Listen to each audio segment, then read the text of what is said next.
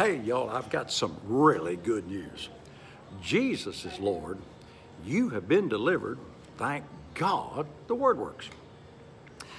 Been talking to you about the authority of the believer. Jesus said, all authority, this is Luke chapter 10, verse 1, that all authority in heaven and earth has been given to me.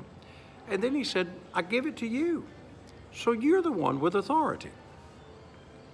Some people get a little upset wondering why Jesus seemed to be so blunt with the disciples when he told them to go to the other side, and they came back there and said, Lord, don't you care that we perish?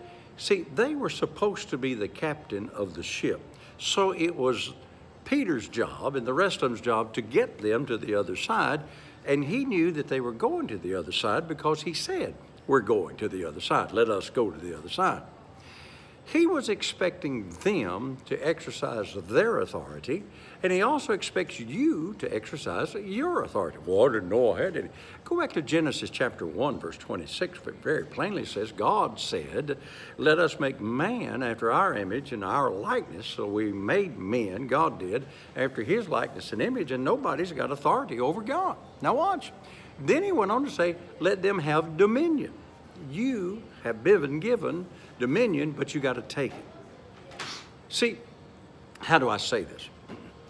Don't let the devil and religion, either one, tell you that you have to have certain things.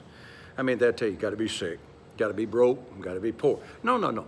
You've been given dominion over poverty, over lack, over symptoms of lack. You've also been given dominion over the health in your body. Psalm 91 says, no plague shall come nigh thy dwelling. It goes on to even say things like this, the arrow that flieth by day, the terror by night, it shall not harm you. And watch this, no evil shall by in any means harm you. But you have to tell the devil, off limits. I did this a couple of weeks ago. Some of you remember when I was in that place where they were serving that breakfast, and they had what they call a smorgasbord. I said, don't want none of that, and I don't want none of that. I don't have to have stuff that's on the buffet that I don't particularly like. I've got a couple of fishing buddies, good guys, good friends of mine, and we go fishing, and one of the guys happens to be a brother, and he always brings sardines, offers them to all of us. I said, man, I don't want any, and I don't partake of it. I mean, it's all right if they like sardines and crackers, that's fine.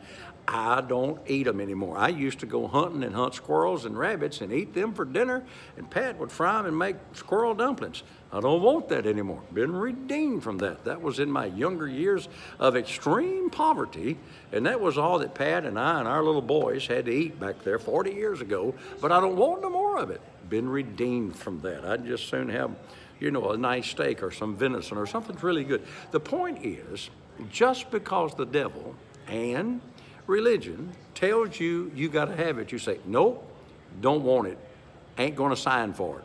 I love what I heard, I believe it was Fred Price said years ago. He said, if you get a package in the mail and it says on there, snakes, very poisonous snakes, he said, don't sign for the package. Send it back to the sender. And I thought, you know, that's smarter than most people are, because they think they just have to have whatever the devil and or their mother or mother-in-law tells them they got to have. You ain't got to have it. You're the one in authority. You take dominion. You say, I don't have to put up with that stuff, and don't put up with it. And until I'm with you tomorrow, saints, remember, hey, all day long, Jesus is Lord. Thank God the Word works.